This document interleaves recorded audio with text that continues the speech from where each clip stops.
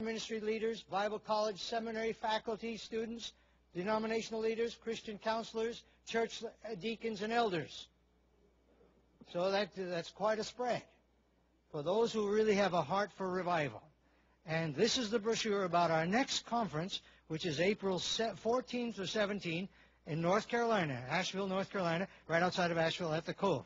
And I would just encourage you, we have had conferences for over 20 years, every Labor Day weekend, but God laid it on the heart of our secretary that it's not enough just to have conferences with people. We need to minister to the pastoral staffs.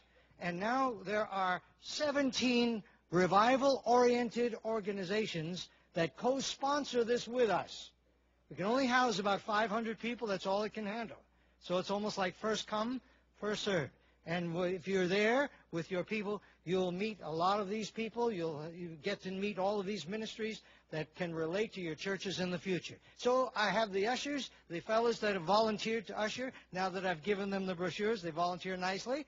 So if you're interested in the brochure, hold your hand up and they will accommodate you now. If you'll just hold your hand up real high, they will accommodate you.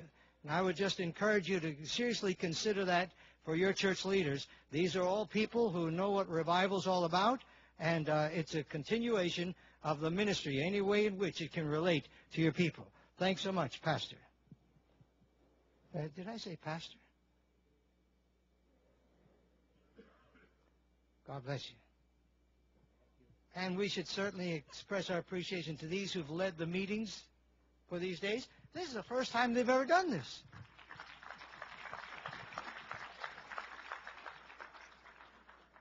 I have one more acknowledgement to make. Abigail, where are you?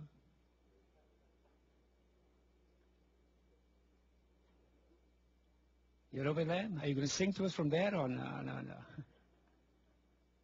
We've been so blessed with this young lady's ministry.